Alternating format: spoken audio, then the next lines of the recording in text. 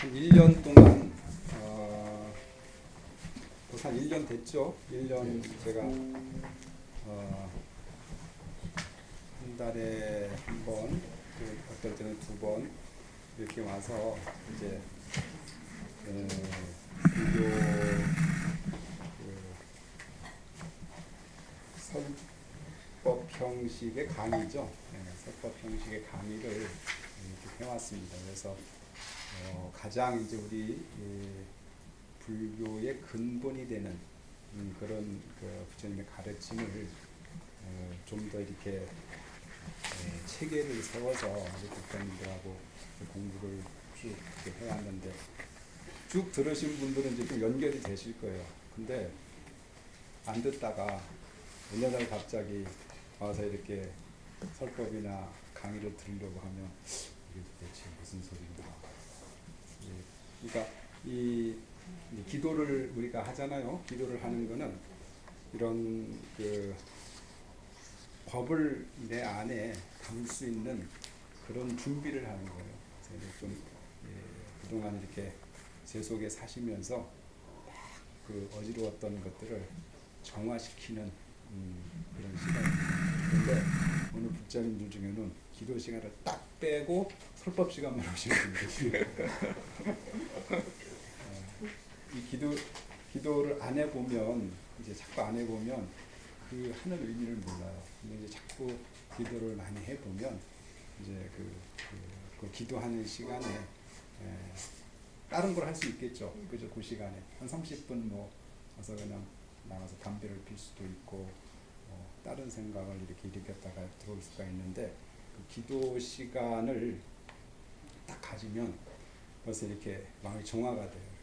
정화가 되고 이 법을 담을 수 있는 그릇을 비워야 또 새로 담을 수 있잖아요. 그죠? 그렇듯이 법을 담을 수 있는 그런 준비가 됩니다. 그래서 이 법을 듣기 전에 이제 특히 한국 불교에서는 항상 기도를 하는 게 그런 의미를 담고 있습니다.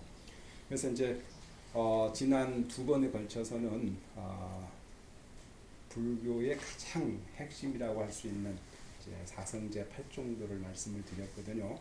그래서 계속 뭐 이 사성제 8종도는 네 가지 성스러운 진리와 8가지의 그 수행 방법이라는 것은 부처님이 깨달음의 내용이에요. 그래서 부처님이 이 사성제를 깨닫고 정각을 이루셨다.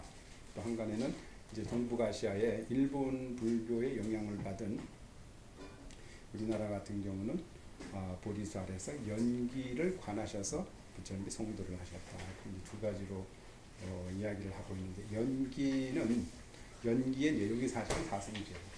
사성제. 그러니까 요즘 학자들은 따로 분리해서 생각을 하더라고. 그래서 논쟁을 해. 부처님은 사성제를 깨닫고 정각을 이루셨다. 부처님이 되셨다. 그런데 또 동북아시아 불교권에서는 연기 이치를 깨닫고서 부처님이 되셨다. 같은 건데 달리 분리를 해서 연기를 관하셔서 깨달은 것이 아니야. 사성제를 깨달은 것이야. 주장을 하기도 하고. 그런 게 어딨어. 분명히 경전에 이렇게 연기를 관하셔서 깨달았다고 나오시는데 같은 내용입니다. 연기를 관하셔서 관하신 내용을 사성제라고 우리는 표현을 하는 거죠. 그래서 사성제는 불교의 가장 근간이 되고, 모든 불자들이 사실은 사성제의 그 이치를 알고 거기에서 수행을 시작을 해야 됩니다. 그런데 이제 그런 이야기를 해요. 사성제는 아마 동남아시아 이제 저기 그 테라바다 그 불교권에서도 사성제는 초보자가 공부하는 그런 불교 교리다, 기초 교리다, 이렇게 이해를 하는 경향인데 그렇지 않습니다. 이 사성제의 가르침은 우리 보통 중생들이 평생을 깨달음을 얻을 때까지 수행을 해야 되는, 이치적으로 지식적으로 아는 것을 안다고 할 수는 없겠죠. 부처님 반드시 그 사성제를 관하셔서 정각을 이루어서 그 부처를 이루시고 모든 그 괴로움을 멸하시고 열반에 드셔서 중생을 제도하셨는데 그걸 못 부르잖아요. 알고 있어도. 그러면 깨달음 얻지 못했다는 거거든요. 그래서 이 사성제 8정도는 우리 불자들이 항상 어떤 그 다음 단계의 불교 공부를 하든지 늘 공부하고 또 공부하고 해야 되는 그런 내용입니다. 그리고 지금 오늘 나눠드린 이 사성제라는 것은 아잔 수메도라는 그 테라바다권의 그 수행한 스님이 미국 사람이에요. 미국 사람인데 한국말로 번역한 겁니다. 미국 사람인데 남방불교권에서 수행을 하고 아마 아잔차 스님의 제자인 것 같아요. 동남아시아의 아잔차 스님하고 굉장히 유명하신 큰 스님이십니다. 그래서 그거를 조금 더 아주 자세히 알기 쉽게 수행을 하는 방법으로 이렇게 설명을 해놓은 그런 인쇄물입니다. 그래서 그거를 집에 가셔가지고 자세히 한번 더 읽어보셔요. 그러면은 이제 그 사성제를 가지고 우리가 어떻게 이해를 하고 어떻게 수행을 해서 정말 불교에서 이야기하는 괴로움의 근원 그런 것을 어떻게 소멸해 나갈 것인가 하는 그런 문제가 해결이 될 겁니다.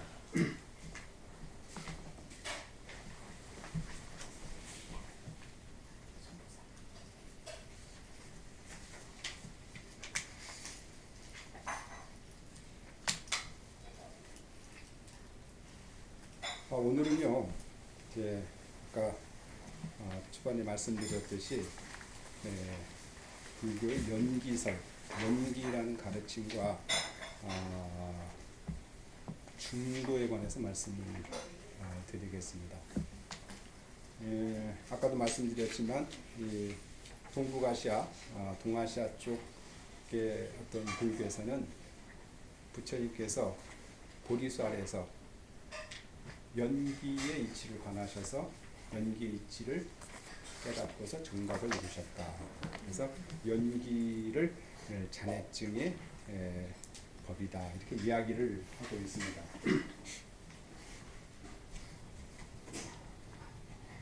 제일 먼저 연기라는 말은 2년 연자에 일어날 기자예요. 이제 이 미국에 그 사시는 그 교민들한테 이야기를 하면은 이 우리 불 피우면 나는 연기를 상상을 하더라고요. 그런 연기가 아니고 연기 이렇게 2년 연째 일어날 기자. 보통 그 이 말은 좀 그 빨리어인데요. 빨리어는 처음에 그 우리 강의 시작할 때 말씀드렸듯이 부처님이 쓰셨던 산스크리트의 방언 정도 되는. 그러니까 보통은 지금 학자들에 의하면은 부처님 당시에 그 큰 부처님이 사셨던 그 나라는 카필라라는 조그만 나라고 그 옆에 코살라와 마가다라고 하는 당시에 큰 나라가 있었어요. 이게 마가다어가 아닌가 이렇게 그쪽 언어라고 이렇게 사람들은 이야기를 하고 있습니다. 그래서 빠띠자 사무빠다라는 말이에요. 이거를 이제 한문으로 연기다. 이런. 원래는 그 경전에는 2년 생기 이렇게 표현을 하는데 두 글자를 따서 연기다 또는 인연이다 이런 말을 합니다. 말은 이제 연기라는 말은 조건에 의해서 일어나는 그런 것. 그러니까 어떤 원인과 조건에 의해서 일어나는 현상의 존재 방식. 그러니까 부처님 당시 때는 어떤 생각이 있었냐면은 우리 육사외도를 공부할 때 예를 들어서 범천이 이 세상을 창조를 했다. 기독교의 그 창조론과 똑같습니다. 근데 이제 이 브라만교하고 다른 것은 브라만교에서는 부처님 당시 때 이제 힌두교의 모태가 되는 종교가 브라만교죠. 이 브라만 신이 이 세상을 창조를 하고 만들어 놓고 더 많은 것이 되고 싶은 욕망을 일으켜서 모든 사물로 들어가 버렸다. 그래서 브라만교에서의 수행은 이 범을 아는 거예요. 그러니까 나의 존재자를 명상을 통해서 자각하는 그런 쪽으로 이제 수행이 발달을 했습니다. 그래서 이 그런가 하면은 숙명론이라든지 또는 어떤 무인무연론이라든지, 그런데 이 불교에서 부처님이 그 깨달음을 얻고 이 세상은 어떻게 해서 일어나는가 하는 것을 관하니까 이런 어떤 원인과 조건에 의해서 하나의 현상으로 결과로 나타난다는 것을. 근데 이제 중요한 것은 이제 연기라는 것은 원래 부처님 만드신 게 아니에요. 부처님 만드신 게 아니라 이 우리가 살고 있는 세계에 존재하는 그런 법이라는 거예요. 이치라는 거예요. 그리고 또 이제 요 상의성이라고 하는 건 서로 의지했다는 그런 거거든요. 원인과 결과가 이렇게 의지해서 맺어져 있다 하는 그런 뜻인데, 요 상의성에 대해서 이제 또 비판을 하는 학자가 있습니다. 그러나 이제 우리 일반 불자들은 이런 그 기존에 이렇게 해왔던 그런 그 연기에 대한 가르침을 좀 이해를 하셨으면 좋겠습니다. 그리고 이제 부처님은 이것을 깨닫고 알아내고 이거를 교시하고 가르치시고 선포하고 이것을 항상 설하시고 이것을 개연하고 연기를 분별하고 밝히고, 그래서 우리들에게 이 연기를 보라 이렇게 말씀한, 이게 이제 이 연기법의 성질이라는 거죠. 그래서 이제 이 연기법에 그러면은 이제 우리 후대 사람들이 어떻게 파악을 했느냐. 여성, 그러니까 있는 그대로의 것, 있는 그대로의 것이다. 둘째는 허망하지 않다. 또 셋째는 있는 그대로 다르지 않다. 불이여성. 이렇게 이제 파악을 하는데, 보통 그 한문으로는 여실직연이라는 말을 많이 써요. 여실직연. 있는 그대로 보라 하는 그런 말들을 많이 쓰거든요. 있는 그대로 보라고 할 때 무엇을 있는 그대로 보냐? 연기에 연기적으로 일어난 현상을 그대로 보라는 거예요. 그러니까 이렇게 막 우리 중생심으로서 얽혀져 있어가지고 뭐 혼돈된 상태로 보는 것이 아니라 이 존재 방식이 어떻게 해서 이렇게 일어난 하나의 현상으로 나에게 인식되는가, 요거를 보라는 거예요. 이것이 중요해요.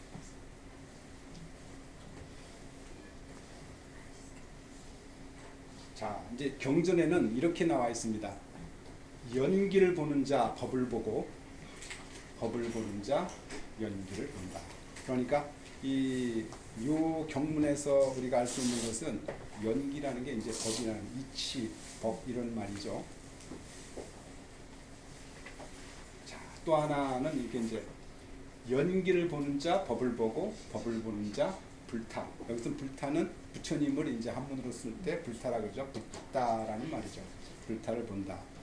어느 날 이 박갈이라고 하는 제자가 있었어요. 박갈이라고 하는 제자가 도공인데 병이 들었어요. 수행을 하다가 이제 스님이죠. 부처님 제자인데 병이 들었어.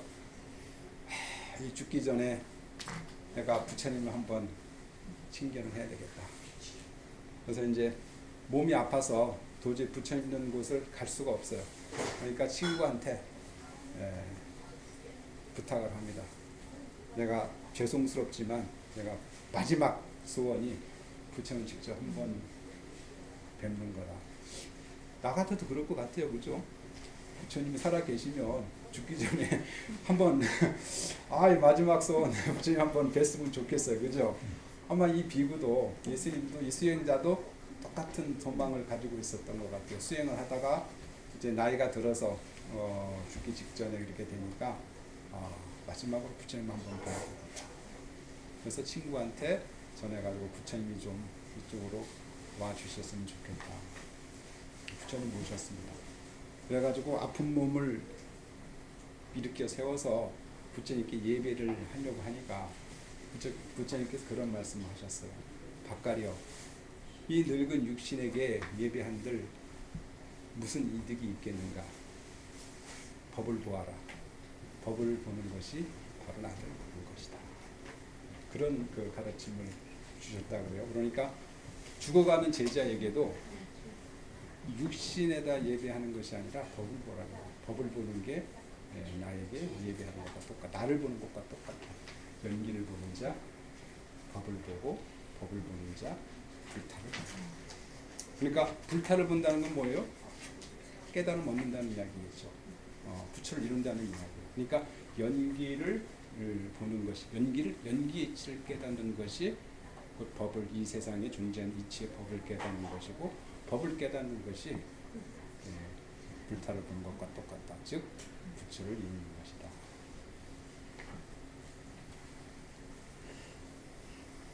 자, 다시 말하면 다른 것과 관계를 맺어서 일어나는 현상의 존재 방식이다. 이제 보통 이 연기의 공식이라 그래요. 보통 이제 경전에는 이제 이런 식으로 나와 있어요. 이것이 있으므로 저것이 있고, 이것이 없으면 저것이 없다. 이것이 생기면 저것이 생기고, 이것이 멸하면 저것이 멸한다. 그래서 보통 부처님께서는 이 비유를 갈대의 비유에 이렇게 비유를 많이 쓰셨다고 그래요. 그러니까 어떤 제자에게 이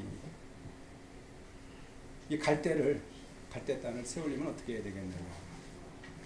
두 묶음의 갈대단 또는 세 묶음의 갈대단을 비슷하게 해놓으면 세워지겠죠. 그죠? 볏짚 생각하시면 돼요. 볏짚을 옛날에 농사 지어보셨던 분들 아실 거예요. 비슷하게 하면은 이 볏짚이 이렇게 씁니다. 근데 볏짚을 쓰러뜨리려면 하나만 치우면 다 쓰러지겠죠.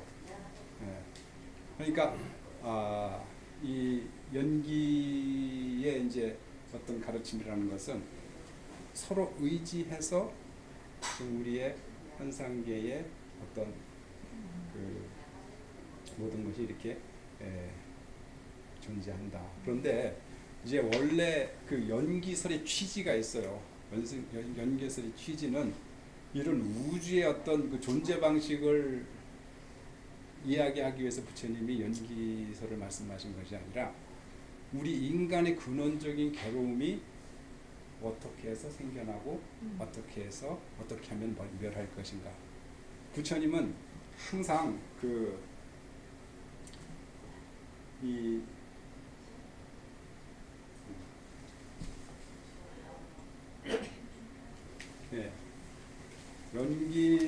연기설이 설해진 취지는 어떤 이 우주의 어떤 그 생겨나고 멸하고 이거를 말씀하시기 위해서 부처님이 연기설을 이야기하신 게 아니에요. 근데 학자들 중에는 연기설이 우주의 생성 원리를 마치 설한 것, 밝히기 위해서 말한 것처럼, 설하신 것처럼 하는데 그것이 아닙니다.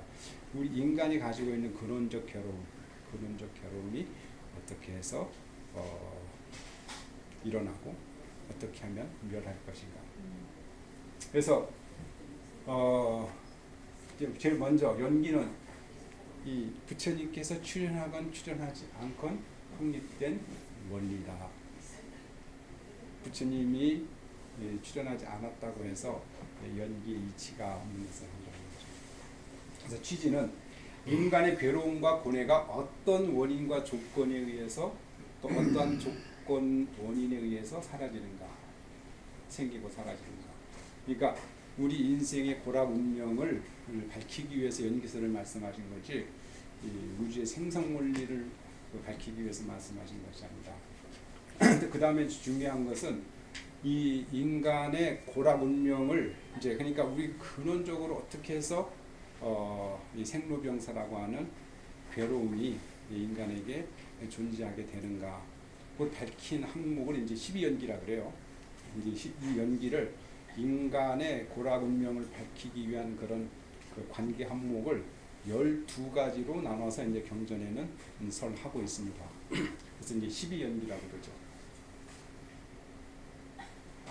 그 다음에 이제 이 두 가지 이제 기본적으로 알아야 될 것은 유전연기라는 말이 있고 환멸연기라는 말이 있어요. 그러니까 유전연기라는 말은 무슨 이야기냐면 우리가 이제 그 생로병사의 괴로움을 지금 경험하고 있어요. 그러니까 뭐 생로병사라는 말은 둘째 치고라도 지금 괴로움의 현실이 지금 나에게 지금 닥쳤어요. 그러니까 뭐 즐거우신 분도 있겠지만 괴로움의 현실이 닥쳤어. 근데 이 괴로움이 어떻게 해서 일어나는가를, 그러니까 예를 들어서 이제 뭐 내가 욕심을 너무 부렸다, 내가 화를 냈다, 그래서 여러 가지 관계라든지 상황이 악화되는 그 과정을, 악화되어가는 과정을 밝힌 게 유전연기라고 해요.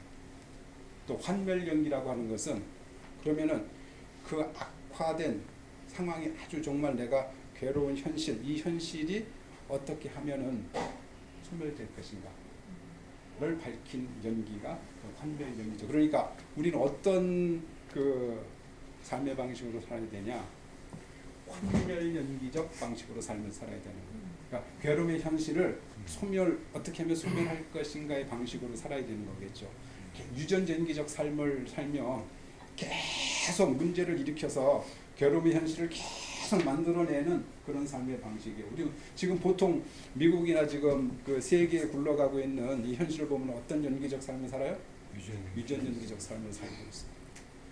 끊임없이 또 나쁜 놈 해가지고 죽이면 화나서 테러 만들고 계속 이 상황을 끊임없이 우리는 악하게 만들고 지금 살아가게 하는 게 이제 중생들의 삶이라는 거예요. 부처님은 그런 삶을 살지 말고 환멸연기적 삶을 살라고 하는 의미에서 이제 12연기를 말씀을 하셨죠.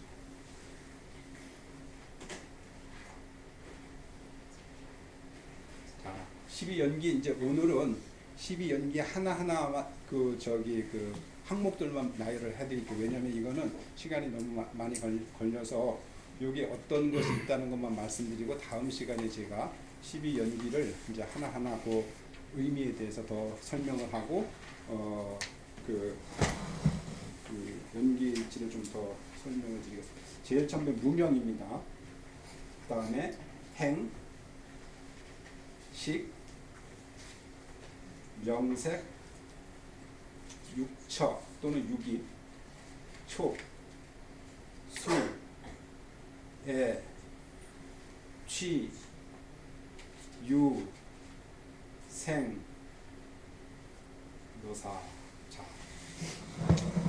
그래서 아까 우리 유전연기적 그 방식으로 한번 이제 부처님이 말씀하신 대로 한번 생각을 해볼게요. 제일 먼저 이제 그 무명이 있으면 행이 있고, 행이 있으면 무명이 있어요. 행이 있으면 식이 있고, 식에 의해서 명색이 있고, 명색에 의해서 육처 내지 늙고 죽음이라고 하는 그런 괴로움이 현실이 있다는 거예요. 자, 무명이 없으면 행이 없고, 행이 없으면 식이 없고, 내지 태어남과 늙고 죽음이라고 하는 그런 괴로움의 현실이 소멸된다는 거예요. 자, 간단하게 말의 정의만 제가 이렇게 해드릴게요. 자, 무명이라는 것은 무지예요. 무지, 근원적 무지, 진리에 대한 무지, 무식이 아닙니다. 무식한 게 아니고 이 진리에 대한 무지를 무명이라고 그랬어요. 아비디아라는 말인데 박지 못함이죠. 박지 못한다는 것은 지혜가 없다는 거예요. 진리에 대한 안목이 없는 우리의 의식 상태를 무명이라고 이야기를 합니다. 자, 이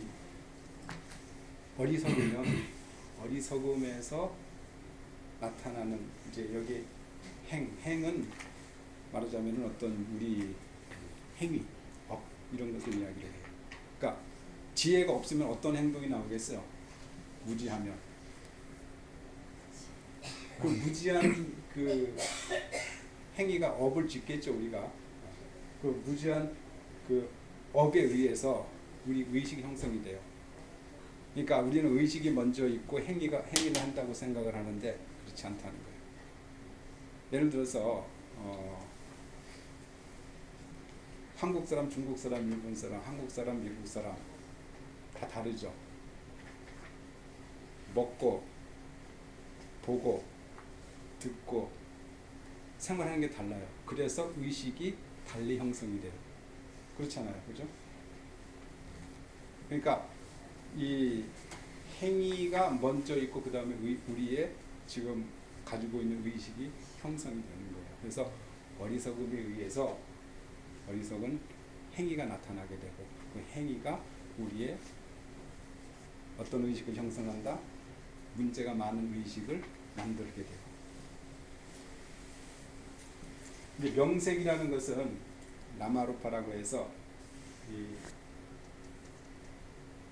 요게 이제 학자들마다 이 해석하는 게 굉장히 좀 다르거든요. 이 이름과 형태, 이 의식은 요 의식에 의해서 사물을 보겠죠.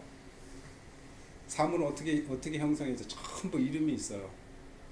심지어는 길가에 많은 풀까지 누군가가 이름을 다 지어놨어. 그러니까 우리가 형성된 의식에 의해서 우리는 형태와 어떤 우리가 지금 보고 듣고 맛보고 하는 그 형태를 우리 의식에 형성하게 돼요. 똑같은 의자를 다 의자로 봐야 되는데, 그죠? 그렇지 않잖아요. 영어로는 이거 체어라 그러죠. 의자라 그러고 다 다르다고. 그 다음에 이 명색이라고 하는 것은 아까 말씀드렸듯이 이름과 형태를 이야기를 해요. 그러니까 이런 것들은 이제 자세히 더 이렇게 제가 그 인쇄물을 나눠드려가지고 구체적으로 또 설명을 해드릴 겁니다. 이제 육처 또는 육입이라는 말인데 이 개념이 좀 어려워요. 쉬우면서 어려워. 이건 뭐냐면 안림이 설신의를 이야기를 하는데 우리의 감각기관을 이야기를 하는 것이 아니라 우리 지금 감각기관은 뭐예요? 눈, 귀, 코, 혀, 몸, 의식. 분별작용이죠. 그런데 감각기관이 아니라 눈이 보는 것이 아니라 눈의 작용에 의해서 우리가 보죠. 그죠? 눈의 작용에 의해서 본다고. 그러면은 눈은 어떤 대상을 받아들이는 작용을 하죠. 색깔도 분별하고 모양도 분별하고. 그래서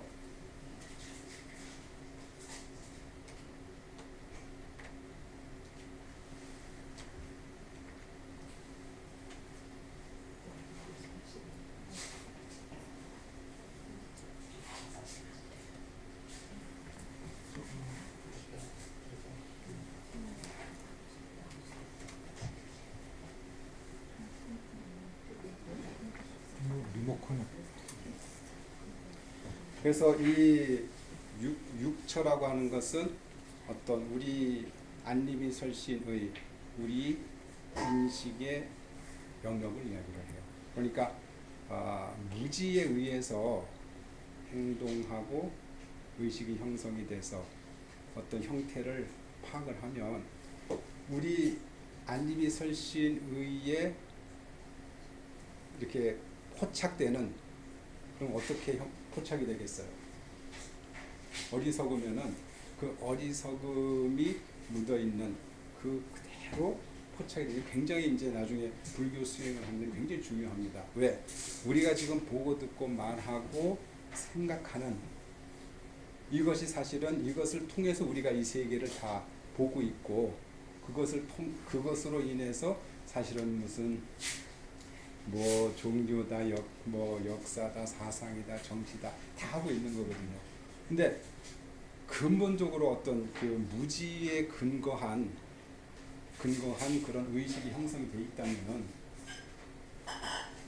이거는 늘 늘 이제 지금 우리가 경험하는 유전연기적 삶의 형태만을 경험하게 되겠어요.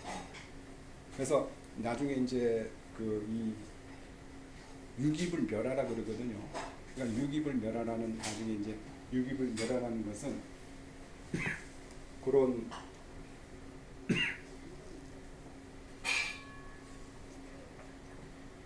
리모컨 없어.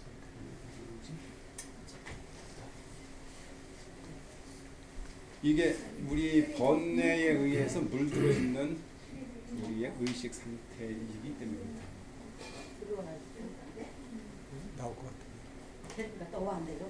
그 다음에 이제 촉. 됐어. 사람도 안 당시지.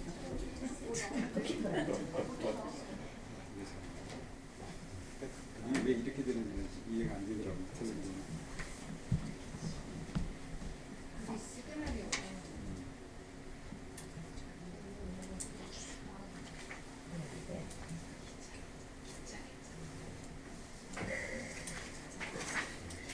대거사, 정보사. 그 다음에 이제 항목이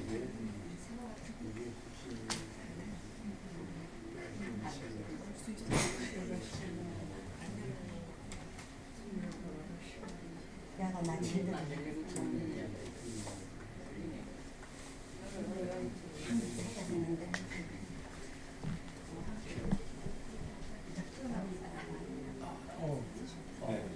그 다음에는 이제 촉입니다. 이 촉은 어찌 보면 이것도 접촉을 의미를 해요.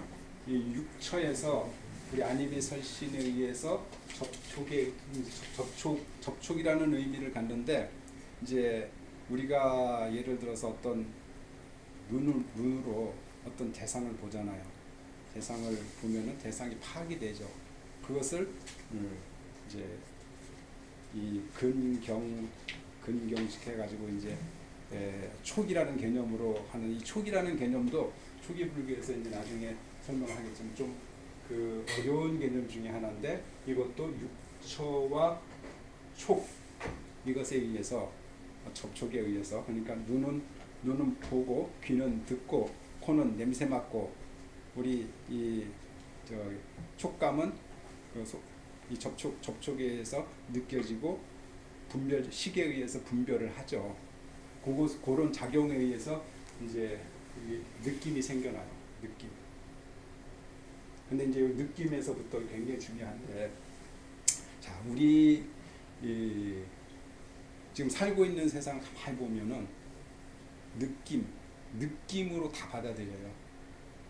말을 해도 근데 보는 것도 보면 느낌이 오겠죠. 그렇죠. 느낌 중에서는 좋은 느낌이 있을 수가 있고 어떤 사람 보기만 해도 기분이 좋아요. 그죠? 우리 미인들 보면은 기분이 좋잖아요. 또 그렇지 않은 사람 보면 좋은 느낌이 안 온다고요. 근데 대화를 해보면 미인은 머릿속에 들은 게 없어. 형편이 없어. 또 기분이 확 나빠져 버려.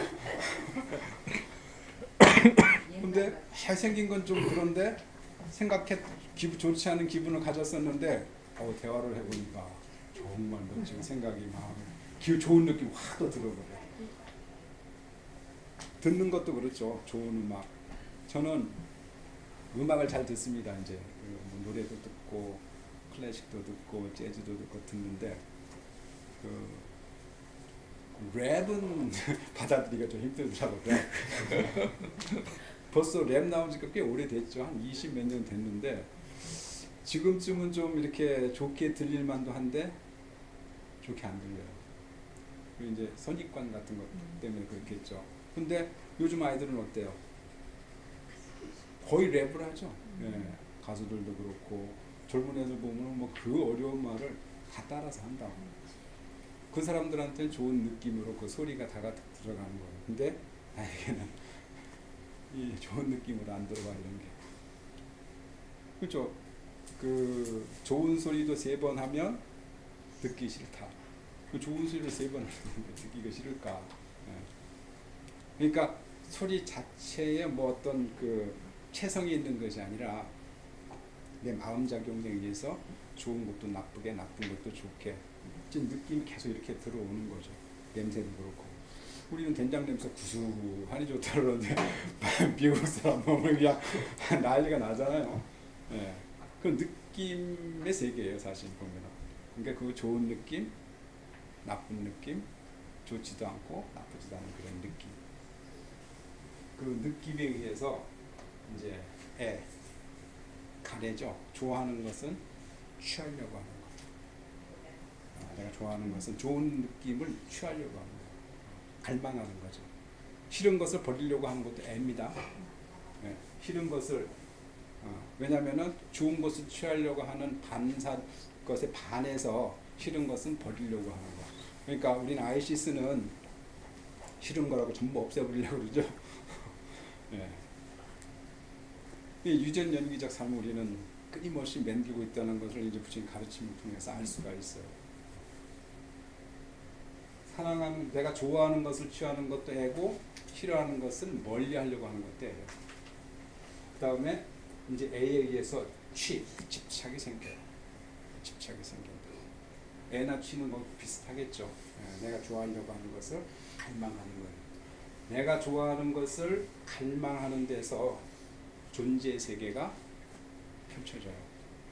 지금 여러분이 지금 삶을 이렇게 살아오셨잖아요. 이 삶의 모습은 여러분들이 다 취한 걸로 해서 이러는 거예요. 누구한테 항의하면 안 돼요. 내 팔자가 왜 이런 거 하실 필요가 없어요. 여러분들이 다 평생을 살면서 내가 얻은 거 끊임없이 취한 걸 가지고 지금 이 모습으로 이런 존재의 세계가 형성되는 거예요. 이제 그렇게 되면 이게 이제 존재의 세계가 생겨나는 거죠. 그런 존재의 세계가 형성이 되는 거예요. 그럼 좋은 존재의 세계가 될 수도 있고 그렇지 않은 세계가 될 수 있고 생겨나면은 노사라는 것은 꼭 인간의 육신이 늙고 죽는다는 의미가 아니라 점점 쇠퇴해서 소멸된다는 거예요.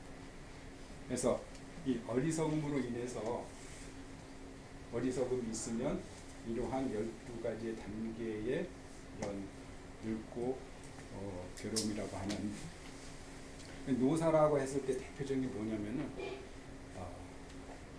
늙고 죽는 거 좋아하는 사람이 있어요, 없어요? 늙고 죽는 것을 다 싫어해요. 동물도 싫어해요, 동물도. 죽는 건 동물도. 개도 저한테 우리 원각사 보리한테 내가 한번 물렸는데 그 왜 물었을까요? 가만히 생각해 보니까 자기가 이제 공격당해서 죽을까봐. 자기를 방어하기 위해서 남을 해친다. 그러니까 늙고 죽음이라고 하는 것은 우리가 궁극적으로 가장 싫어하는 그런 존재의 현실을 이야기를 해요. 근데 그런 세계가 그런 현상이 어리석음에 의해서 생겨난다는 거죠. 자, 이렇게 해서 그렇게 관하는 게 유전연기적 삶이에요. 자, 이것이 이제 무명이 없고 행이 없고 식이 없고 명색이 없고 육초가 없고 내지 노사가 없다고 하는 그런 연기를 관하는 것이 한연연기적 삶입니다. 그러면 되게 순서대로니까 무명이 원인이 돼가지고 행이 생기고 행이 원인이 돼가지고 식이 생기고 그렇죠. 이런 순서가 되는 거예요. 그렇죠. 예. 그래서 이제 경전에는 무명이 있으므로 행이 있고 행이 있으므로 식이 있고 식이 있으므로 명색이 있고 명색이 있으므로 육초가 있고 육초가 있으므로 촉이 있고 촉이 있으므로 수가 있고 수가 있으므로 애가 있고 애가 있으므로 치가 있고 치가 있으므로 유가 있고 유가 있으므로 생이 있고 생이 있으므로 노사 우비고내 멸이 있다. 우비고내가 있다. 무명이 없으면 무명이 멸한즉 행이 멸하고 행이 멸한즉 식이 멸하고 식이 멸한즉 명색이 멸하고 명색이 멸한즉 육처가 멸하고 육처가 멸한즉 촉이 멸하고 촉이 멸한즉 수가 멸하고 수가 멸한즉 애가 멸하고 애가 멸한즉 치가 멸하고 치가 멸한즉 유가 멸하고 유가 멸한즉 생이 멸하고 생이 멸한즉 노사 우비고내가 멸한다. 자, 그러면은 우리 괴로움의 현실을 내가 경험하고 있다는 것은 내가 어리석고 있다. 내가 어리석은 짓을 했다. 이렇게 파악을 했는데 저놈 때문에 내가 지금 괴로움을 받고 있어. 내가 항상 그러잖아요. 저도 그래요. 아직까지도 보면은 너만 없으면 내가 행복할 텐데 예? 네가 있어서 내가 지금 불행하고 외롭다. 내가 너만 있으면 내가 행복할 텐데 네가 내 곁에 없어 나는 불행하다. 그런 거 아니라는 거죠. 그래서 이제 12연기는 이렇게 우리 그 괴로움의 근원을 밝혀가는 거죠. 그러면은 부처님은 무명부터 관하셨을까 아니면 여기부터 관하셨을까? 어떻게 해서 늙고 죽음이라고 하는 인간의 현실, 존재 상황이 이렇게 펼쳐졌을까요? 먼저 이렇게 그 사유를 하셨겠죠. 아, 태어남이라고 하는 게 있어서 그렇구나. 태어남은 왜 생겨났지?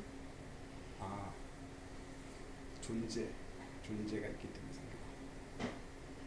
이것은 존재는 집착 때문에 생겨나는 거야. 이렇게 해서 쫙 따라서 올라가 보니까 나중에 이제 여기에서 요 관계에서 더 나가지 못했다는 그런 경전이 있어요. 명색에서 식으로 가고 식에서 다시 명색으로 이렇게 사유를 하셨는데 더 나가지 못하다가 나중에 행과 무명까지 이 존재 근원을 그 괴로움의 근원을 밝혀내셨다. 이렇게 이제 경전에는 나오죠. 그래서 일단은 12연기가 이렇게 무명, 행, 식, 명색, 유기, 촉수의 치유, 생묘사 이러한 그 12연기가 있다는 걸 먼저 말씀을 드리고, 이 12연기는 우리 괴로움의 현실이 어떻게 해서 일어나고 어떻게 무엇을 무명을 인연해서 노사가 일어나고 무명을 멸하면 노사가 멸한다고 하는 우리 인간 근원적인 괴로움의 관계 항목을 밝히는 부처님의 교설이다. 그래서 동북아시아에서는 부처님이 연기의 이치를 권하셔서 깨달음을 열으셨다. 또 이제 또 다른 경전에는 이것을 이제 부처님이 제자들에게 설하실 때 사성제의 그 원리로 해서 설하셨다. 그러니까 사성제가 연기고 연기가 꼭 사성제라는 거죠. 그다음에 이제 오늘 말씀드린 내용은 연기와 관련이 되는 겁니다. 중도, 가운데 중자 중도죠. 이제 중도에는 이제 한문으로 학술적으로 보통 고락중도, 단상중도, 그다음에 일리중도, 유무중도 이렇게 보통 이렇게 네 가지를 중도라고 이야기를 해요. 근데 중도는 중용이 아닙니다. 그러니까 뭐 아리스토텔레스나 유기에서 이야기하는 그런 예를 들어서 이것과 저것의 중간을 의미하는 그런 그 가르침이 아니에요. 중도는. 그러니까 이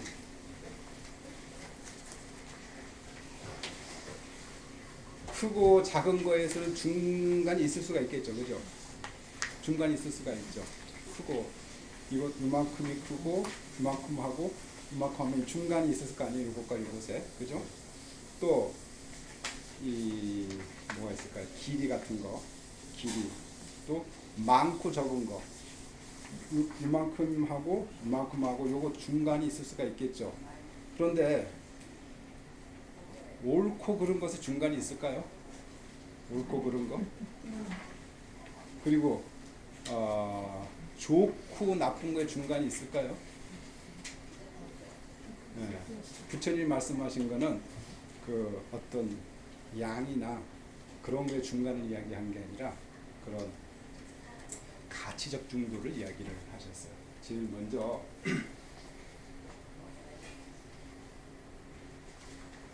이제 고락 중도는 실천적 중도다 이렇게 이야기를 해요. 우리 사성제 8정도에서 8정도 배우셨죠? 제가 말씀드렸죠. 8정도 정견, 정사유, 정어, 정업, 정명, 정정진, 정적 이 8개의 사성제에서 요 8 그 수행 실천 덕목이 중도라는 거예요. 자, 부처님께서는 이 6년 동안 고행을 하셨어요. 6년 동안 고행을 하셨죠. 고행을 하시기 전에는 궁궐에서 가진 육체적 쾌락, 모든 쾌락을 다 경험을 하셨어요.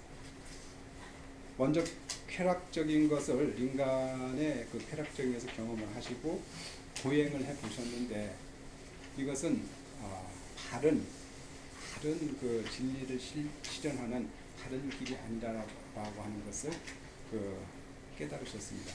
그래서 이제 나중에 사성제 설법을 하시면서 8가지의 바른 실천 덕목을 말씀을 하셨는데 초등 법륜에서 제일 처음에 5 비구들에게 법을 설하실 때에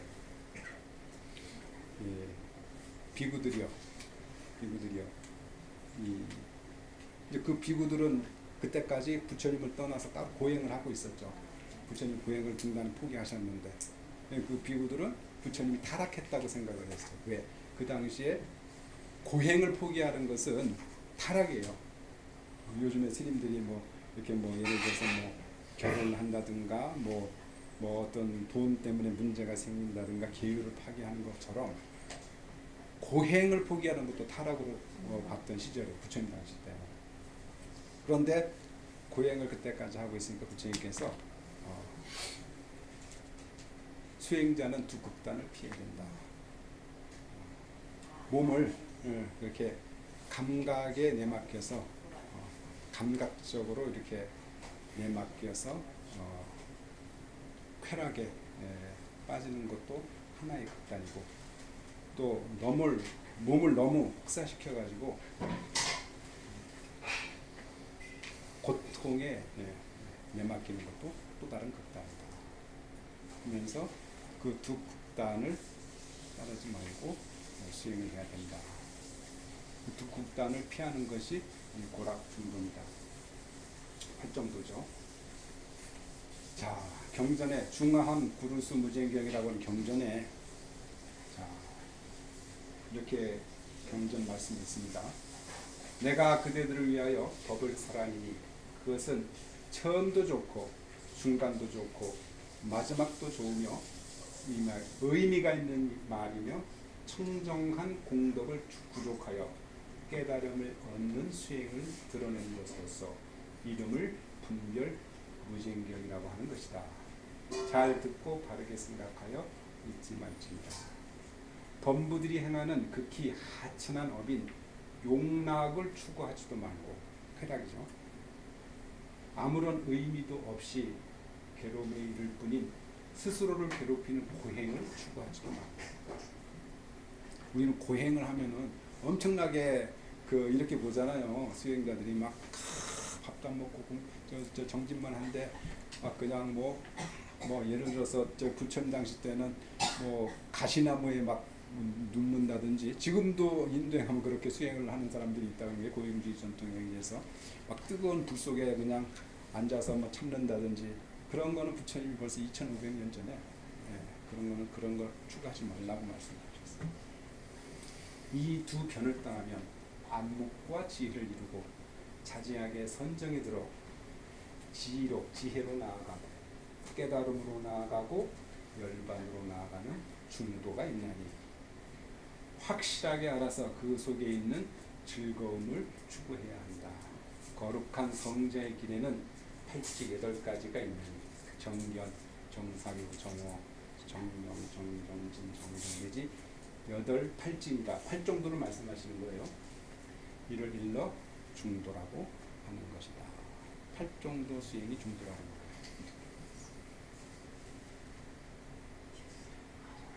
다음엔 이제 2번째 단삼중도인데, 단삼중도는 무엇을 이야기하는가?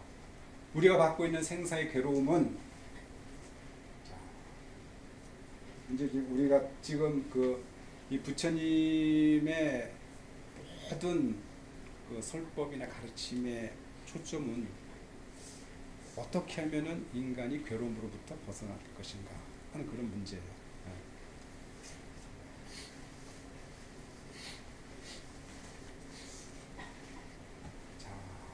정통 바라문은 자기가 지어서 자기가 받는다 이렇게 주장을 했어요. 그 다음에 숙명론을 주장하던 마칼리 고살라 같은 사람은 남이 지은 것을 자기 자기가 받는다. 이제 설명을 드릴게요.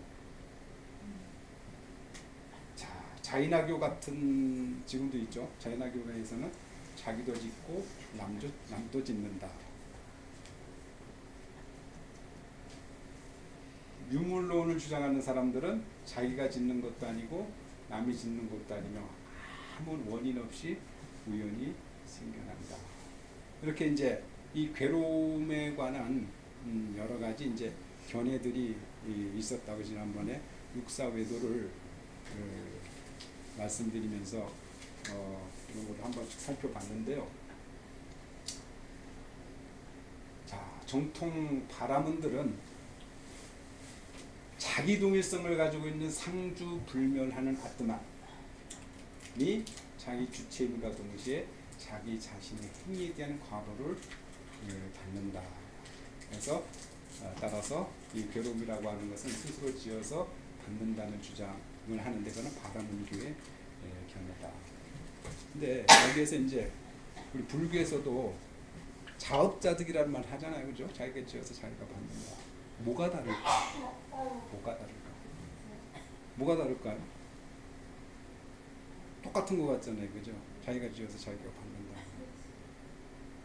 중요한 것은 이 정통 바람은 상주불멸하는 자 아뜨만. 그러니까 이 아뜨만이라고 하는 그 영적 실체라고 하는 그 브라만교에서 주장하는 영적 실체는 변하지 않는 그 실체예요. 그것이 항상 윤회를 하면서 자기가 지어서 자기가 받는다는 견해를 하고 있습니다. 그런데 우리 무화서를 이야기를 할 때 그런 영적 실체가 있다 그랬나 없다 그랬나요? 부처님 그런 거 부정하셨다고 했죠. 예, 영적 실체, 변하지 않는 영적 실체라는 것은 없다라는 게 불교의 삼법인에서 제법무화를 말씀하실 때 제가 말씀드릴 때 살펴봤듯이 자기 동일성을 갖는 불멸하는 자 아뜨만, 이것이 있어서 항상 그것이 지어서 그 생일을 해서 그것이 지어서 그것이 받는다. 그러면은 이제 이런 이제 경우에는 어떻게 될까요? 불교적인 관점에서는 그런 존재가 있을 수 없을 뿐만 아니라 여러 가지 이제 수행의 문제점을 나중에는 이제 부처님이 이야기를 하죠. 우파니샤드에서도 이제 그렇게 이야기를 하고 있고, 그 다음에 막갈리고살라라고 하는 그런 외도가 있었다 그랬죠. 숙명론적 결정론. 이제 보통 그 당시에 육사 외도들의 주장을 보면 전부 유물론자들이에요. 그러니까 이 인간이나 이 세계는 전부 물질적 요소로 구성이 되어 있다. 그래서 이 괴로움이라고 하는 것도 하나의 요소로 봤죠. 하나의 어떤 물질 요소로 봐서 그것이 결합해 있으면 자기 행위와 상관없이 괴로움을 받게 된다. 그래서 남이 짓고 자기가 받는다는 그런 숙명론적인 견해를 가지고 있다. 그러니까 우리 한국 사람들 중에서도 그렇게 사고하는 분들이 굉장히 많죠. 누가 예를 들어서 그 집안에 잘못 예를 들어서 갑자기 죽는다든지 무슨 병이 들었다든지 그 조상이 그렇게 뭐 잘못을 지어서 그렇게 됐대 해가지고 그것을 그대로 받아들여요. 남이 짓고 내가 받는 부처님 가르침이 안 맞는 거예요. 안 맞는 거예요. 숙명론적. 그리고 예를 들어서 우리 뭐 보잖아요. 사주팔찌. 저희 잘 보시는 분들한테 가서 가끔 보시죠.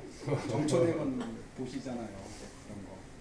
그것도 어떤 그 가치관에서 보냐면 이런 가치관에 의해서 보는 거예요. 안 맞는 거, 진리 안 맞는 그런 거를 다 하고 있는 거예요. 그러니까 자기가 복 받을 짓을 안 했는데 그거 본다고 그 해에 좋은 일이 있을까? 그렇지 않아요. 그러니까 그 새해 복 많이 받으세요 그러잖아요. 저는 이제 우리 불자님들한테 새해 복을 많이 지으세요 그렇게 말씀드려요. 복을 지어야 받죠. 짓지 않고 그냥 새해가 밝았다고 그 해에 어느 날 갑자기 복이 떨어질까? 그렇지 않답니다. 원인과 조건이 있어야 결과가 생기지. 네. 그 다음에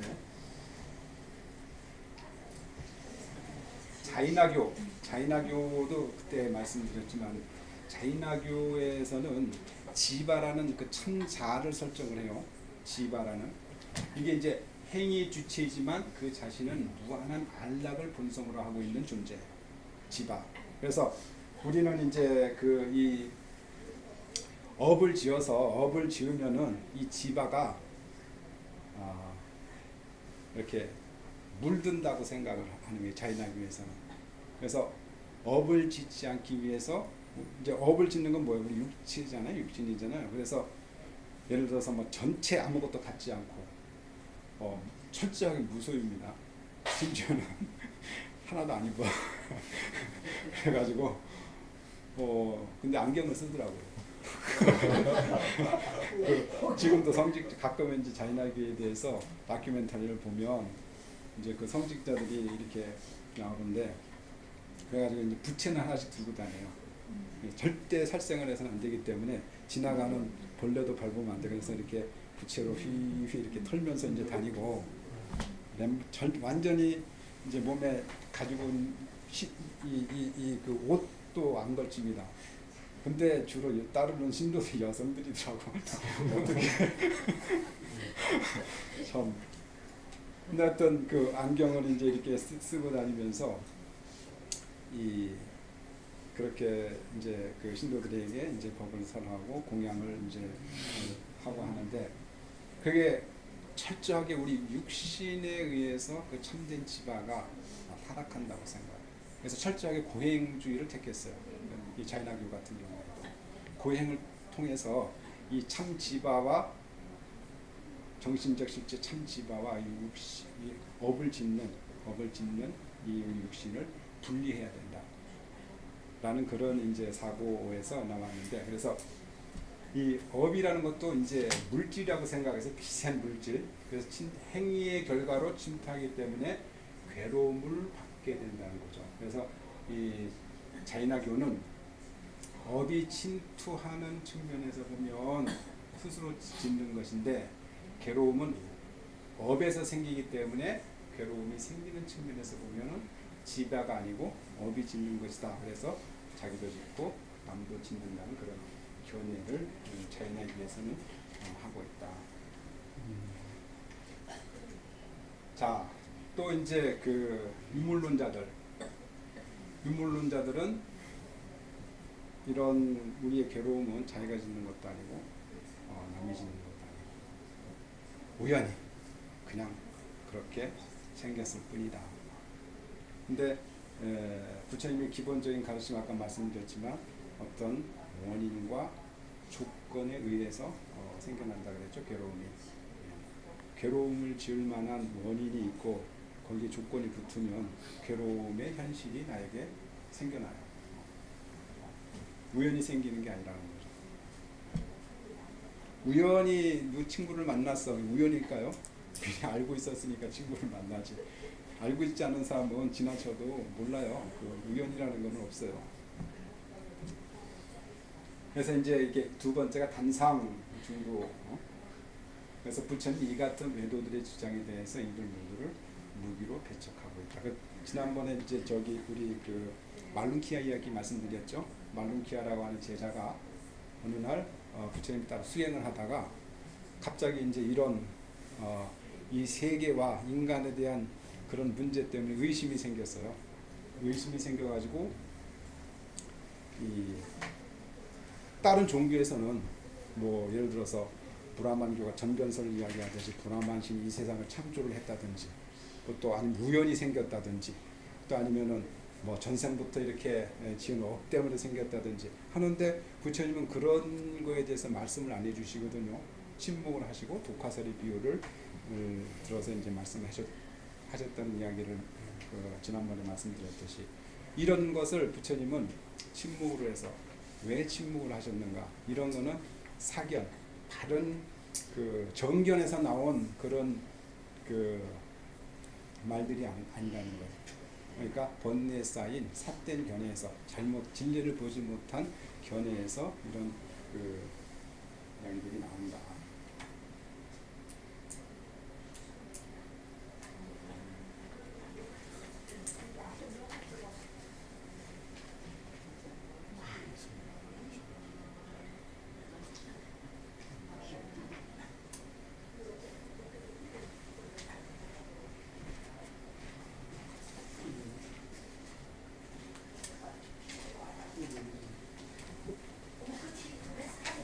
이제 두 가지 정도 남았습니다.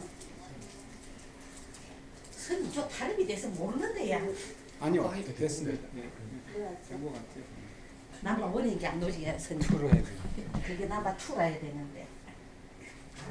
왜 이렇게 복잡하게 해놓으셨어요? 저 모릅니다. 아들이 했으니까 저 모릅니다. 그 다음에 이제 1, 2 중도는요. 1, 2 중도는 하나냐 다르냐의 문제거든요. 그러니까 말룬키에라고 하는 제자가 안 됩니다. 이 14가지 질문을 했죠. 그러니까 이 육신과 영혼은 같은 거냐 다른 거냐? 같은 거예요, 다른 거예요? 육신하고 영혼은 같은 거예요, 다른 거예요? 같은 거예요? 다른 거 네? 같은 것도 아니고 다른 것도 아니고. 네. 자, 영혼이 곧 육신이라고 하는 주장도 있고 영혼과 육신은 서로 다르다고 하는 주장이 있지만 이들 주장의 결론은 한 가지인데 서로 다르게 주장될 뿐이다. 만약 영혼이 곧 육신이라고 한다면 거기에는 해탈을 위한 수행이 있을 수 없다. 그러므로 이 두 변을 따르지 말고 마음을 바르게 중도로 향해 할지니 그것은 현성이 세간에 나와 전도되지 않고 여실하게 바로 보아서 알아내는 것이다. 소위 무명을 연하여 행이 있고 12연기를 또 말씀하셨다. 이 1, 2 정도는 무슨 이야기냐면요. 영혼이 육신이다. 영혼과 육신이 같다. 그러면은 수행할 필요가 없어요. 영혼은 예를 들어서 저 외도들이 말하는 영혼은 죽는 거야, 안 죽는 거예요? 안 죽는 거예요. 뭐 생로병사를 해결해야 되는 수행을 할 필요가 없는 거예요. 그리고 다르다고 하면 죽으면 그만이지 뭘 생로병사를 극복하기 위해서 수행할 필요가 없죠. 죽으면 그만인데. 그렇잖아요. 근데 지금 이 21세기 현대 과학을 믿는 사람들은 어떻게 생각하고 있을까? 죽으면 그만이라고 생각하겠죠. 근데 수행을 안 해요. 죽으면 그만인데. 그렇잖아요. 또 이 영혼이 곧 육신이다 라고 했을 때는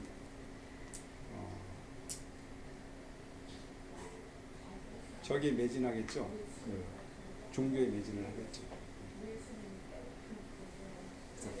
영원한 영혼의 안식처를 얻으려고 광적인 그런 저기를 하겠죠. 그래서 부처님께서는 이 영혼이 곧 육신이라고 생각하는 또는 자바암경이한 말씀인데요. 자, 영혼과 육체가 같다고 해서 죽으면 그만이라는 견해는 단견이라 그래요. 그러니까 영혼이 육체이기 때문에 육체가 죽으면 영혼은 없겠죠. 단견이라 그러고 영혼은 불멸한다. 그래서 죽고 난 다음에도 육신은 없어져도 영혼은 따로 저 세상에 어디 태어난다 그럴 때는 상견이라 그래요. 우리는 단견을 가지고 있든지 상견을 가지고 있어요. 어찌 보면 우리 불교 신도들도 이런 견해를 가지고 있는 사람들이 많아요. 그런데 불교에서 이야기하는 이 우리 그 영가나 이런 건 다른 개념입니다. 여기에서 말하는 건 뭐예요? 자기 동일성을 가진 상주불멸하는 자아, 아트마. 불교에서는 그런 것을 부정한다 말씀드렸죠. 그러면 이 과학자들은 전부 유물론자나 과학자들은 전부 이런 견해를 가지고 있어요. 좀 그만인데 뭐. 그런데요. 네. 무신론자하고 유신론자하고 무신론자는 과학자들이 무신론자를 꼭 그런 건 아니에요. 과학자들이 예를 들어서 빅뱅 이런 거를 하나님이 새로운 창조를 하고 있다고 믿는 과학자들도 있어요. 그러니까 무신론자는 이제 신이, 그러니까 천지 창조를 하는 신이 그런 건 존재하지 않는다라고는 견해를 가진 사람은 무신론자라고 하고, 이제 유신론자들은 이제 뭐 기독교나 이제 유대교나 이슬람, 뭐 천주교 다 마찬가지죠. 그러니까 이 우주를 창조한 그런 절대자가 있다. 그분에 의해서 우리 모든 우주와 인간의 생명이 운행되는 것이다라고 믿는 그런 이제 가치관이죠. 그것을 그런 종교 그 심리를 유신론이라고 하죠. 그럼 불교는 유신론일까요, 무신론일까요? 아니지. 신이 없다고 무신론. 신이 있는데 그러니까 이 우주를 창조를 하고, 그러니까 기독교적인 신을 부정을 해요. 불교에서 그런 신은 존재하지 않는 것이다.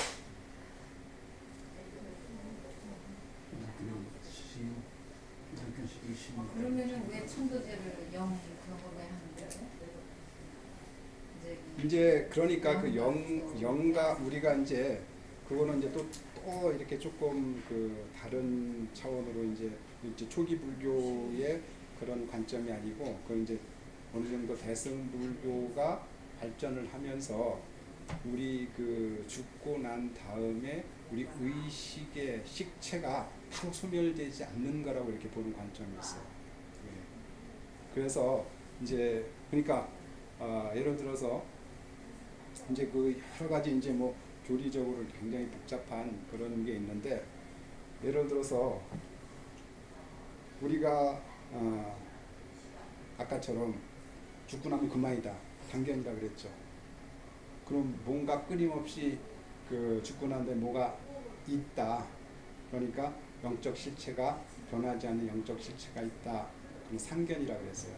근데 우리 불교에서 이야기하는 영가라는 것은 변하지 않는 자기 동일성을 가지고 그 항상 있는 영적 실체가 아니에요. 그러니까 이건 이렇게 생각을 하시면 돼요. 우리가 살아있을 때도 어려서부터 우리 의식이 형성이 되죠. 그죠? 그러면 어렸을 때 가지고 있는 우리 의식의 어떤 그런 그 현상과 지금 내가 나이가 먹어서 가지고 있는 의식의 현상이 같아요, 달라요? 다르죠. 고정돼서 변하지 않는 그대로 있는 것이 아니에요. 끊임없이 이 변화의 과정을 통해서 어떤 흐름으로 존재한다. 흐름으로서 이렇게 있는 거예요.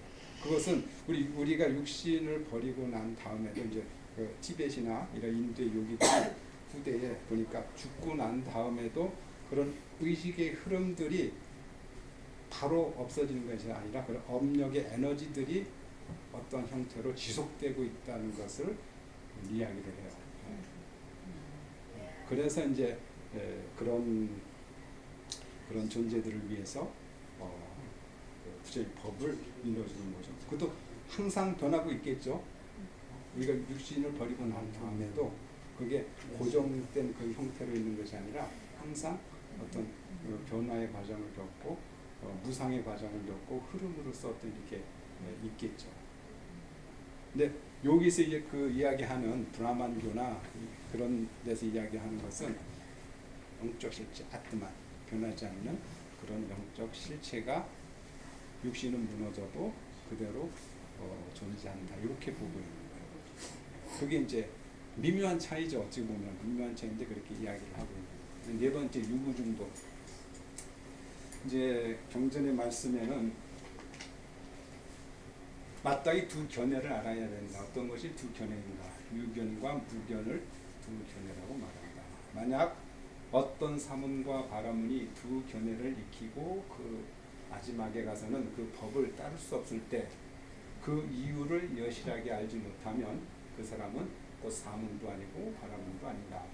사문에서 사문의 법을 어기고 바라문에서 바라문의 법을 어기게 되므로 이 사문과 바라문은 결국 자신들이 주장하는 열반을 스스로 중득하여 그 경계에서 물릴 수가 없기 때문이다. 그러나 만약 어떤 바라문과 사문과 바라문이 두 견해를 배우고 외운다 할지라도 이것을 벌어야 하는 이유를 여실하게 안다면 이 사람은 곧 사문의 행을 지니고 있는 사문이며 바라문의 행을 알고 있는 바라문으로서 열반을 증득하여 그 경계에서 스스로 물릴 수 있을 것이다. 그러므로 비구들이여 이 두 견해를 배우고 익혀서는 안 된다. 마땅히 남김없이 버려야 한다. 자, 유견은 뭐요? 영혼과 같은 실체가 있다는 견해겠죠. 무견은 그런 게 없다. 유견도 틀리고 무견도 틀렸다는 게 부처님의 가르침입니다. 그러니까 자, 연기의 가르침 다시 돌아가면 어떤 원인이 있어서 조건이 이렇게 결합이 되면 결과가 나타난다 그랬죠. 그러니까 있다 없다라는 그런 두 가지의 견해를 가지고 우리 존재 현상을 말할 수 없다는 거예요. 인연이 있으면은 나타나고 사라지면 인연이 멸하면 사라지는 거예요. 그래서 우리 이제 제사 지낼 때 49제 지내고 할 때 어떤 내용이 있냐면 생종하철에 그러니까 이 태어났다고 하는 것은 어디서 왔으며 사양하처고 죽었다고 하는 것은 어디로 가는 것인가. 생야일편 부흥기 태어났다고 하는 것은 한 조각의 구름이 일어나는 것과 같고 사야일편 부흥이 죽었다고 하는 것은 한 조각의 구름이 사라지는 것 같다. 부운 자체 본무실 구름이라고 그 구름 자체라고 하는 것은 실체가 없어. 근데 인연이 생기면 생겨나. 인연이 멸하면 없어져. 존재해서 그렇게 봐야 된다는 거예요. 이건 있는 것이다, 없는 것이다. 이렇게 보지 않는다는 거예요. 그래서 무명으로 인해서 우리는 있어요. 존재가. 근데 그것이 영원히 그 상태로 있는 것이 아니라 무명이 멸하면 존재는 사라져. 이것이 있으면 저것이 있고 이것이 없으면 저것이 없어요. 이것이 일어나면 저것이 일어나고 이것이 멸하면 저것이 멸한다. 이거를 지금 말씀을 드리는 거예요. 그래서 이 중도라고 말씀을 드렸잖아요. 중도라는 것은 연기의 설이라고 하는 중도설이라는 거예요. 두 극단, 있다 없다, 하나다 다르다. 이런 지금 우리는 항상 한쪽으로 치우친 그런 그 견해를 고집을 하고 있죠. 근데 부처님은 그 두 극단을 떠난 예를 들어서 이 비유를 하실 때 강이 있으면 양편이 있겠죠. 양편이. 그런데 가운데 물은 양편에 치우치지 않고 바다로 흘러가요. 그러니까 양편이라고 하는 것은 그러니까 이게 이제 이쪽이 강이 있고 저쪽이 이제 이쪽에 강변이 있고 저쪽 강변이 있으면은 두 극단이라는 것은 이쪽이든지 저쪽이에요. 물은 그 극단에 치우치지 않고 바다로 들어갑니다. 그래서 이 두 극단에 치우치지 않는 그러한 그 가르침 그것을 중도라고 하고 실천적 중도는 8정도를 이야기해요. 그 이론적으로 그 8정도를 수행이 가능하게 해주는 그런 가르침이 연기설이에요. 12연에서.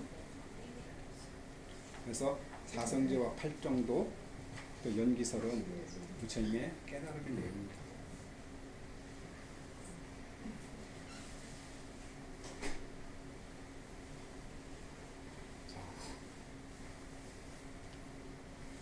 자바암경에 보면 이런 말씀이 있어요. 세간은 유와 무 두 가지에 의존하나니 유와 무는 보이거나 들리거나 생각하는 것을 취한 것이다. 자, 우리가 있다 없다 하고 했을 때 보면은 이제 우리 감각기관으로 해서 보이고 들리고 하면 그거 있어 그거 거기 있어 이렇게 하거나 들리거나 보이지 않고 냄새 맡아지지 않고 맛봐지지 않는 거는 없는 거 이렇게 두 견해를 취한다는 거죠. 만약 이 취함이 없다면은 마음이 경계에 묶여 경계를 취하지도 않고 경계에 머물지도 않고 자아를 제멋대로 꾸며내지도 않고 괴로움이 생기면 생기는 것에 대하여 멸하면 멸하는 것에 대하여 의욕이 없이 다른 사람을 의지하지 않고도 능히 알 수가 있느니라. 이것을 정견이라고 한다. 이것을 이름하여 열애가 시설한 정견이라고 하느니라. 왜 그렇겠느냐. 세간이 생기는 것, 집기하는 것, 즉 모여서 일어나는 것을 여실하고 바르게 보아서 안다면은 세간이 없다고 말하지 않는다. 그죠?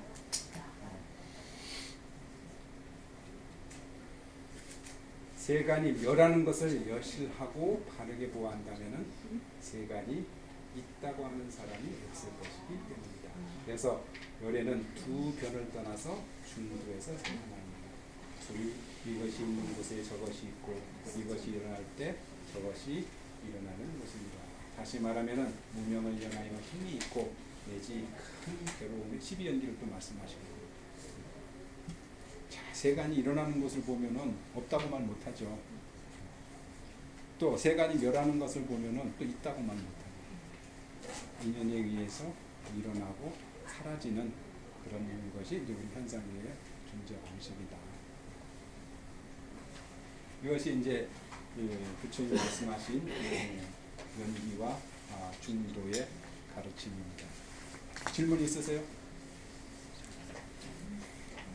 결론적으로 중도라는 거는 이쪽 쏠리지 않고 자기 갈 길만 물이 흐르듯이 간다는 뜻이에요.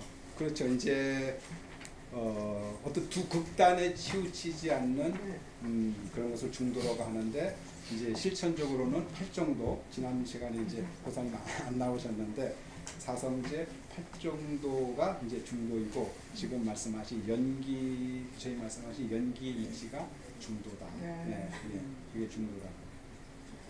네. 선생님 12연기를 부처님이 그냥 혼자서 다 알아내신 건가요? 아니면 그 당시에 그런 비슷한 설이 있는데 이제 그걸 좀 부처님이 조금 이렇게 이 연기는 이제 부처님의 잔해증의 법이라 그래요. 그러니까 기존에 있던 그런 사상과는 다른 그 부처님의 자각법이죠. 스스로 깨달으신 그 이렇게 인도 철학의 그런 이제 사상들 조금 이렇게 살펴보면 이제 비슷한 그런 것들이 많이 나오고 예를 들어서 뭐 우리의 그 안립이 설신의로 해서 뭐 세상을 받아들여서 뭐 우리 인식이 일어나고 이런 조금 비슷한 것들이 많은데 가장 기본적으로 불교 사상의 핵심적인 것은 실체가 없다는 거, 무아라는 거, 그리고 항상 변화한다는 거. 그것이 서로 그러니까 연기적 방식으로 일어났다 사라지는 그런 과정 속에 있다고. 그게 이제 그 불교의 핵심이죠. 그러니까 저는 이제 서양 철학을 전공을 했는데 서양 철학의 사상들 대부분 보면은 어떤 실체를 가지고 그것이 진실이냐 아니냐를 늘 논하는 그런 사상들이에요. 20세기까지. 20세기 그러니까 1900년대까지 보면은 1900년 중반까지 보면은 나중에는 이제 과학이 발달하면서 그런 주장들이 조금씩 이제 지향되고 하는데 그 유명한 이 영국의 버틀란드 러셀 같은 사람도 그 실체 문제 가지고 물질적 실체나 정신적 실체나 이 문제 그 서양의 전통은 좀 그렇더라고요.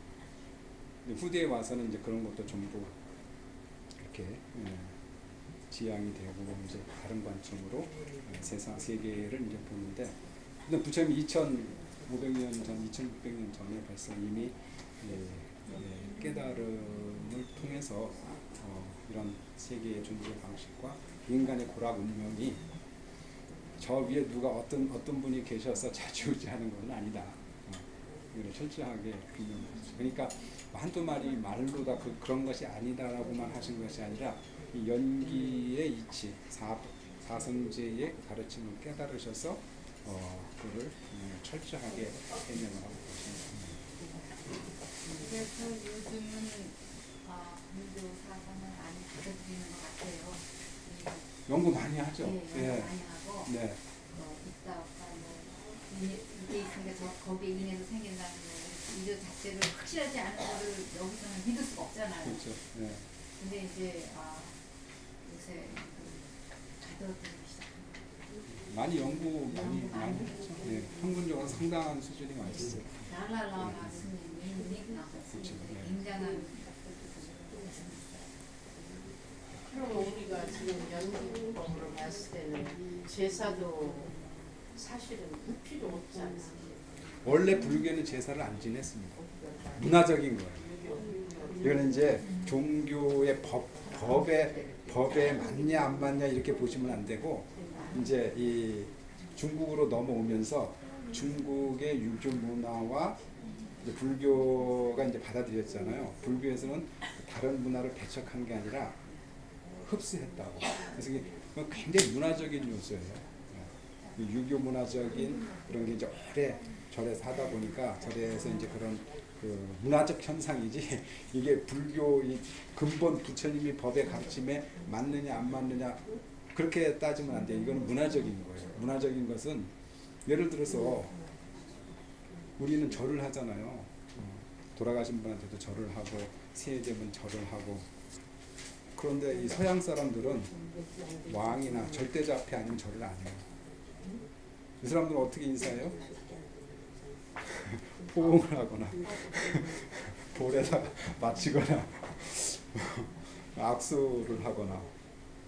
그러면 어떤 법이 맞는 거예요? 절하는 게 맞는 거예요? 악수하는 게 인사법이 어떤 게 맞는 거예요? 그건 문화적인 거예요. 이게 맞다 저게 맞다 할 수가 없는 거예요. 그렇잖아요. 그렇죠?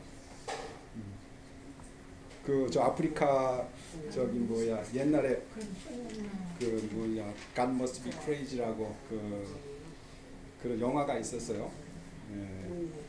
아프리카 흑인 이야기죠. 이렇게 우리말로는 뭐지? 우리말로는 잘 생각이 안 나는데 이 아프리카의 원주민이 서양 여자를 만나면 그쪽 인사하는 방법대로 여자 가슴을 만져 이렇게 딱 그러면 그 방법이 맞냐 틀리냐 이야기할 수가 없잖아요.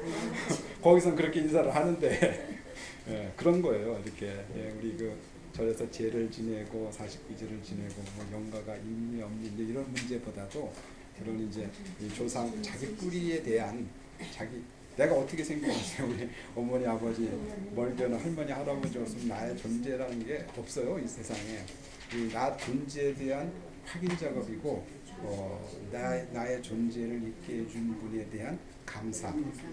그런 이제 의미로 사실은 지는 뭐지? 그 영가가 있냐 없냐 이런 문제를 가지고 제사를 지는 거예요. 굉장히 문화적인 거로 이렇게 이해를 하시면 돼요. 그러니까 악수를 하든지 악수하는 데 가서 악수하면 돼요.